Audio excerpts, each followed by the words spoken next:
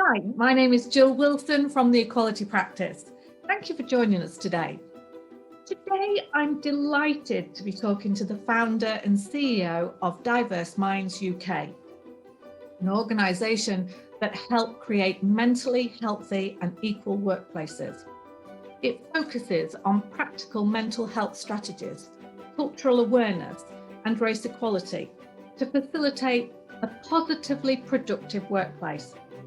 In her past, this lady has been the head of the Centre for Equality and Diversity and Inclusion at Imperial College London, and she went on to pioneer innovative race and religious belief equality initiatives at Oxford's Equality and Diversity Unit.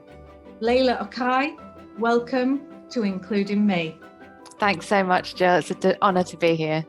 Thank you so much for joining me. Leyla, everything you do is all about inclusion. So I suppose it's not any big surprise that you've gone and written a book about it, an ebook about it. Do you want to tell us more about that? Yeah, sure, Jill. So my ebook is called The Mentally Healthy Leading Manager. And really, I'm not a writer. I want to be really clear about that. But why I put it together was because I kept getting asked questions when I was doing training around, okay, it's great, we've had this mental health training, but what next? What more? What can I do? Also, if organizations didn't want to, they didn't have the funding or they didn't have the backing to do training, I thought there really needs to be a resource out there for people to enable what does mental health in the workplace look like? What does it look like for them? How can they be role modeling to their team? And of course, if we don't look after ourselves, that's really serious. And the other element is the other element was to take away the fear of talking about mental health and mental ill health, because often we think, oh, it's really personal, I can't say that. But actually, why aren't we making it part of the everyday and taking that time to say, how are you? And how are you really? Because that's so important. And we know that if people can talk about these things and not feel like they have to hide any aspect of themselves, that we're going to get a much healthier workplace, a much more relaxed workplace, a much more relieved workplace, and therefore a much more productive workplace. Have you found that people are less resistant, should I say, to talking about mental health issues at the moment? It's a great question, Jill, and I think I've seen a real snowball effect positively in the last 8 years. So I trained as a mental health first aid instructor in 2013, and even then it was quite innovative, and now it seems very much integrated. And I think that those of us who may have never experienced mental ill health in terms of a diagnosed mental health condition, we are all at the moment, I think, in some kind of bizarre malaise where we feel quite flat. I'm not saying that everyone has clinical depression, but I'm sure now if we look at the symptoms of mild depression, many of us have experienced that over the last year, which may never have been the case had we not been through this pandemic. So I think that people are being more open. I think people are talking about it more, but I still think many employers don't really know what to do about it. So from things like, oh, we haven't sent our employees a desk station assessment to look at how they're sitting. People then get maybe chronic or acute back pain. That's going to affect your mental health and well-being. We're not really thinking about the impact on homeschooling. So I'm a non-parent through choice, but all of those parents out there have said to me, homeschooling was the most horrendous experience. And then, of course, you've got parents who are teachers who are trying to teach their own pupils and in classes, and they've also got, caring responsibilities, their own children and pupils in their home. I don't think there's much acknowledgement about that. So I think, yes, we're talking about mental health, but I don't necessarily think that it's being linked up and thinking about all the different areas. And if we look at race, if we look at gender, if we look at police brutality that we've seen in the US and the UK, Nigeria with No More SARS, Brazil with Black Lives Matter Brazil. The UK is a global country in terms of how people identify and they associate with. And so I think that holistic impact of joining things up and how local, national and international events affect people hasn't really been taken into account. As an employer and a business owner, what would you suggest might be one of the first things that I do to look at this issue, especially as people are going to be coming back into the workplace after the pandemic? I think one thing, because most UK employers will have policies and procedures, whether they sit physically on a shelf somewhere hidden, or whether they sit on the internet or your intranet hidden away. I would absolutely dig those out, look at them. Are they too wordy? Can we distill them into a 10-point action, guidance, action plan? How are this communicated? Where do managers know where to go? Do staff know where to go? I would also be checking in with, particularly for large organizations, but even medium to small enterprises, in terms of EAP, so employee assistance programs. Who are you contracted with? Are their staff trained in talking about culture? Are their staff prepared? Do they have a number of options for people who maybe their mental ill health or their mental health triggers are linked to something related to an aspect of themselves? So are there counsellors, therapists, initiatives that look into that? I think if you're a small and medium enterprise and you think, oh, EAP, that sounds really expensive, and I know they can be, but I think one of the positive things about the pandemic is there've been lots of new businesses springing up, lots of innovative solutions. So they're probably, the likelihood is, and don't quote me on it, but I'm imagining that there will be different kinds of solutions for you that are less expensive, that can still provide that support to your for your team. And again, just training and checking in, simple things like, I know businesses have quick meetings in the morning. Sometimes they're called stand-up meetings. Some organizations don't think that's very inclusive for various reasons, but quick meetings in the morning, and checking in. So why not just say, how are you today? Did you sleep okay? How is everyone?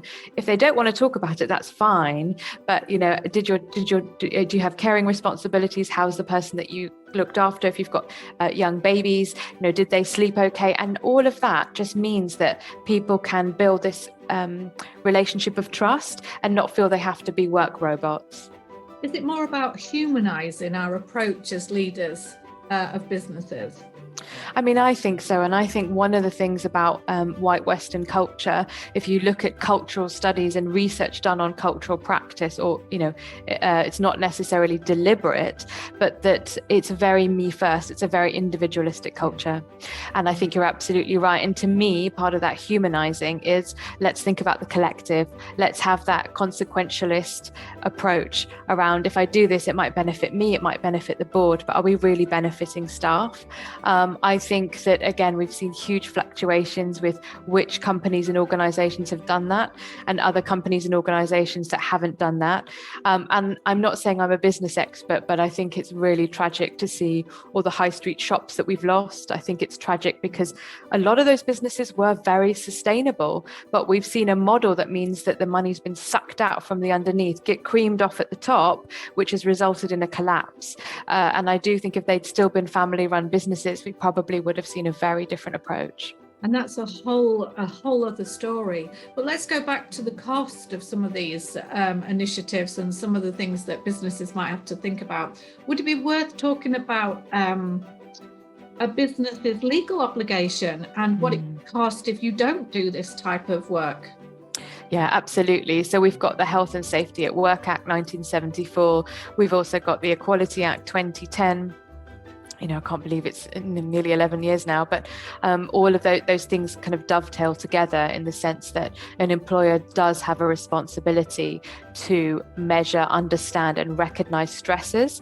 And if an organization, one person in an organization is deemed to know about something, it is termed that the whole organization knows about something. So for example, if I work for you, Jill, and I have, maybe I have a back condition, I've had it for many years, and then you haven't sort of talked to me about my desk arrangement, I then get a flare up and it's really bad, I can't work. And you just say, well, I just need you to be signed off and come back as soon as possible, without knowing the wider picture. You don't send me to Oc Health. You're the only person that knows. I don't really want to tell my colleagues about it.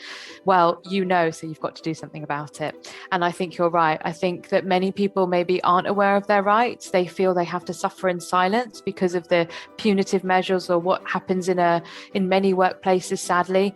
But if you are to type in any sort of case law and have a look at stress employment tribunals, I think you will have your eyes opened. And don't forget, if you are part of an organisation where there's a union, do go and speak to them. Do join them as soon as you can before there's an issue, and also pro bono law support, because I don't want to give people any, I don't want to mislead people, but I think there's a lot of case law to show that when employers don't do that, there are huge repercussions. And actually, why does it have to be like that? Why does it have to be litigious? But sometimes that's the only choice that people have. Yeah, I think it's a good thing that we're becoming more open and we're eager to talk about it more. Everybody's trying to save pennies and, hold close their resources. These are unpredictable times. Nobody wants a lawsuit. Haven't attended to the nitty-gritty of looking after employees. Yeah, absolutely. What can we all do, Leyla, to look after our mental health?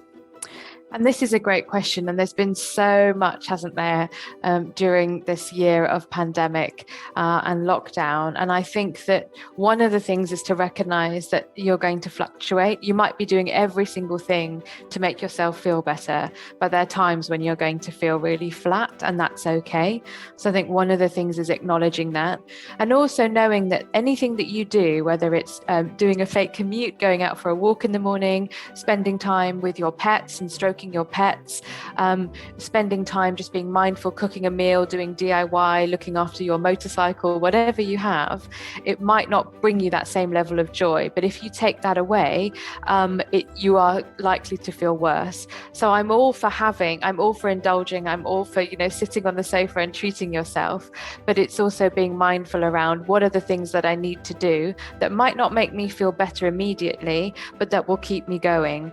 And if whatever it is. And a very dear friend said to me that what she does is she makes a list of the things that make her feel good when she feels more mentally optimum. So if she starts to really suffer and slow down, she has this list to look at to say, right, I remember these are the things that make me feel better. And I think that's a great idea, because often when we feel very low, we can't remember, and we think, well, that's not really going to help us. So I would just say that, and to give yourself a break, mentally, physically, and to recognize that we aren't going to feel wonderful all the time, and that's okay. And jotting down our emotions and tracking our activities, maybe what's happened in the day and how it's made us feel. So again, that helps us to work some things out. And asking for help, I think, Jill, that's another one. That is another one, because most people think that, we're a little bit weak if we ask for help, but we're most definitely not. No, and it can be really difficult to ask for help. I think it's actually an incredibly brave thing. I'm not the best at it myself, but just think about your support network, think about who's there for you. I always talk about the fact that you are the CEO of your own life. So who's on your personal board, who's going to help you, who's there, what's their role, and how are they going to enable you to be the best you. I think that is a very good flyby of all of the things some of the things that you do and you work on. So can I just say, Leyla Okhai, thank you for joining me on Including Me. Thanks so much, Jill, and take care. And it's been a wonderful being a guest. Thank you very much. It's been wonderful having you. Thank you, Leyla.